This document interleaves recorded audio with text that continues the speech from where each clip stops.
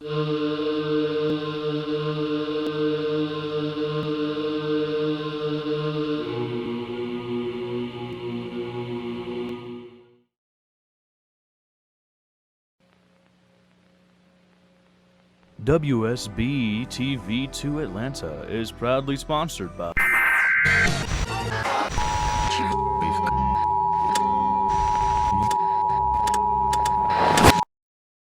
In the fall of 1987, local news channel WSB-TV2 of Atlanta, Georgia was attempting to fill a scheduling gap in their Sunday morning lineup.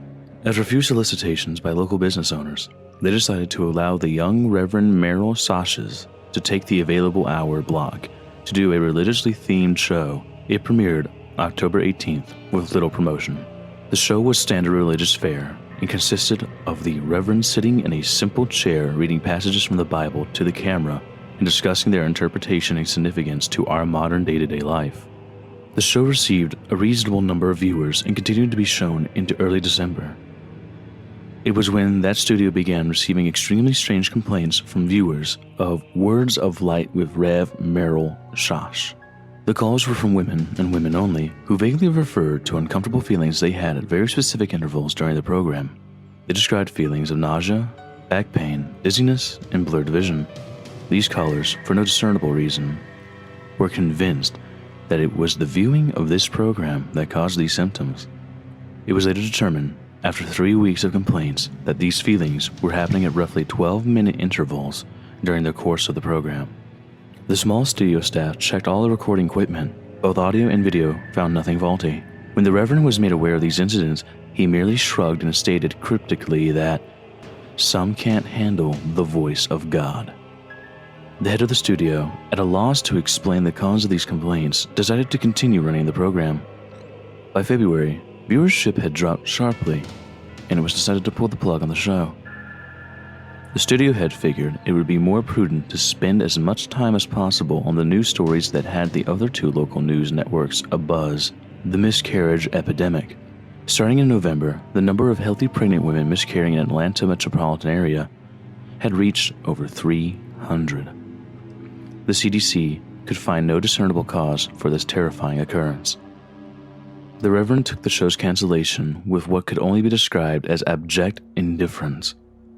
When informed, he made no protest, merely nodded almost knowingly. He left the studio after the last episode was filmed without so much as a word and dropped off the face of the earth. No one ever heard from him again, not his former congregation or any member of the church. The studio moved on, filling the slot with an infomercial, and continued to concentrate on the miscarriage story.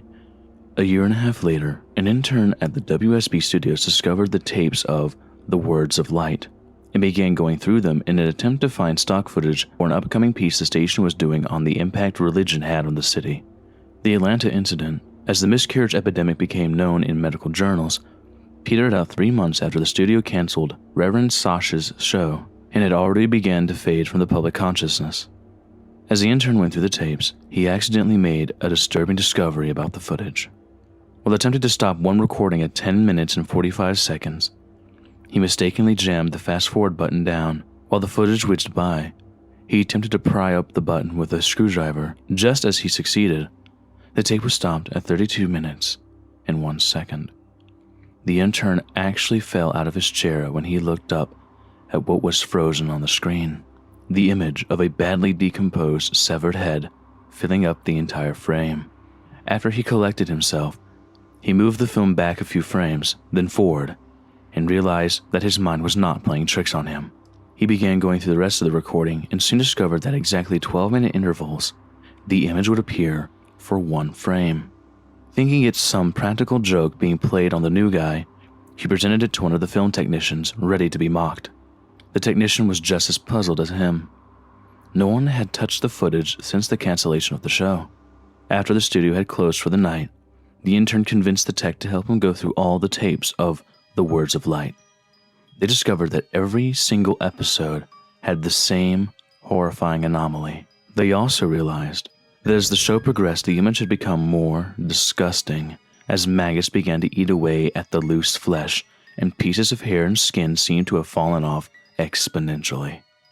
The tech made clear to the intern that what they were seeing was technically impossible, since the film itself showed absolutely no signs of splicing, and he himself had been at every single filming of the show and knew of no time when this image could have been inserted into the frame.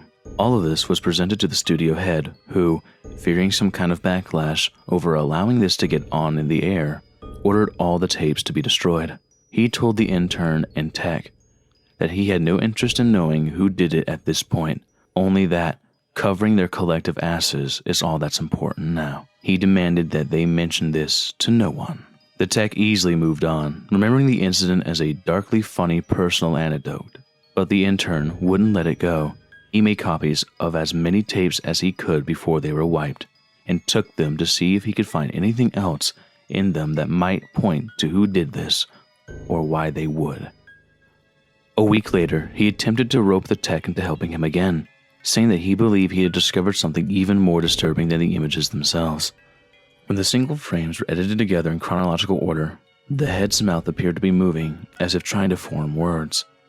The tech, fearing for his job, told him to get rid of the copies and to not talk about it again. A week later, police responded to a 911 call made by an elderly woman in one of the Atlanta suburbs at dusk. She had heard horrible noises coming from her next-door neighbor's house, where a young couple lived. She told the emergency responder that the wife was pregnant and that she was terrified that something had happened. When the officers arrived at the scene 20 minutes later, they found no lights on in the windows and the front door ajar.